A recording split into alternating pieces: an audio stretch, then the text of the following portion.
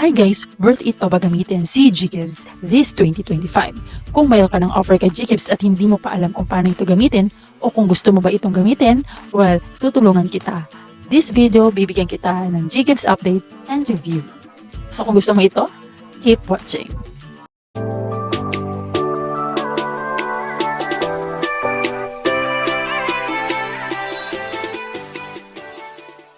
Hi guys! Welcome back to my channel. Kung kagaya kita, malamang na-try mo na rin yung GGives ng GCash or baka naman curious ka pala kung paano ito gumagana. Well, perfect timing kasi today pag-uusapan natin ang GGives 2025 update and review. Ano nga ba ang bago? Ano ang nagbago and worth it pa ba siya ngayong taon? Quick recap lang mga kaibigan, ang GGives is a GCash installment service na pwede kang bumili now, then bayaran later. Pwedeng up to 24 months ang terms. Hindi mo na kailangan ng credit card dito mga kaibigan, kaya patok siya lalo na sa mga gustong bumili ng gadgets, appliances or kahit pang negosyo. Pwedeng-pwede ito si GGives.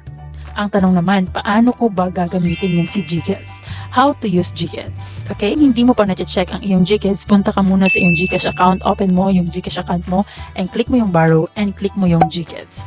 And dyan, makikita mo kung eligible ka na o hindi. At pwede mo yan siyang i-activate. Ngayon, paano nga ba ito gamitin?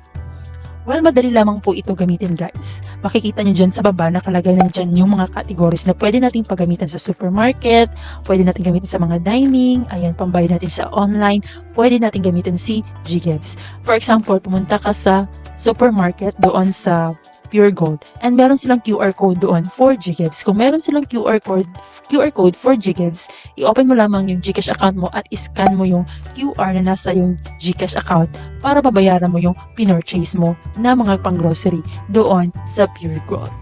Okay? At pwede mo na siyang bayaran in 3 months, 6 months, up to 12 months.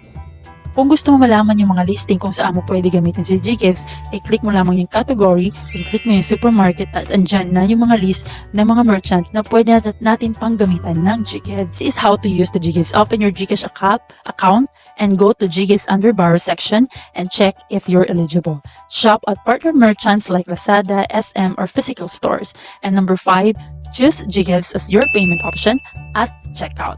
Then number 6, select your preferred installment plan, pwedeng 3, 6, 12 months or more. Then number 7, confirm the transaction and you're good to go. Okay guys, super dali lang talaga nito, promise. As long as eligible ka, makikita mo agad kung magkano ang pwede mong i-avail like this. Okay? At yung monthly payment mo. So ayan nga, meron niya tayong offer dyan na 100,000 pesos at pwede na natin yung gamitin sa mga merchants sa supermarket and yung mga nasa categories. So ang napakalaking tanong, ano nga ba ang mga bago sa GGives this 2025? At ano yung mga highlights? Okay, ito na yung sinasabi ko sa inyo. Number 1 na maganda dito sa GGives is mas mababa yung interest para sa mga selected users. Mas mabilis ang approval lalo na sa mga repeat borrowers at mas maraming partner stores na ngayon. Kasama na ngayon si Lazada, SM at Techie Hub PH. So mas user-friendly na ang GCash application. Real-time na rin ang approval updates. In fairness mga kaibigan, na mukhang nakinig talaga si GCash sa mga feedback ng users kasi mas smooth na ang experience natin dito at kung maganda ang record mo, mabilis ka na ulit ma-approve. Ano naman yung mga pros and cons dito sa GGives? Okay? Yung mga positive and negative side dito sa GGives. Okay? Yung pros dito sa GGives is hindi na kailangan ng credit card. Walang credit card required, mabilis ang approval, up to 24 months to pay at maraming partner merchants na pwede nating panggamitan. Ang cons naman dito sa GGives ay hindi pa rin siya available sa lahat. Okay? May mga users na mataas daw ang interest. And number 3, at syempre, pag hindi ka nakabayad, apektado ang credit score mo dito sa GGives. Kaya yung iba nagtataka na mababa pa rin yung kanilang offer. Okay? So, yun yung mga dahilan. So, ayun. Convenient talaga si GGives but use it wisely mga kaibigan. Always check yung total na babayaran mo monthly bago mo i-confirm. So, makikita naman dyan kung magkano yung monthly payment mo after you select your term. Okay? So, na-experience with this GGives, ako personally, nagamit ko na si GGives. Okay? This year para bumili ng laptop in just few minutes, approve na kaagad. So, transparent ang payment breakdown nila. So, makikita naman ninyo kung magkano yung babayaran nyo in your terms na pinili. Walang hidden charges. Ikaw na try mo na ba this 2025? Comment down below at kwentuhan tayo. Okay? Should you still use GGives in 2025? So kung may babalak kang bumili ng big items at ayaw mong mag-cash out ng buo agad, GGifts is still a solid option this 2025. Pero dapat sigurado kang kaya mong bayaran monthly. Tandaan, hindi ito libreng pera, utang pa rin yan.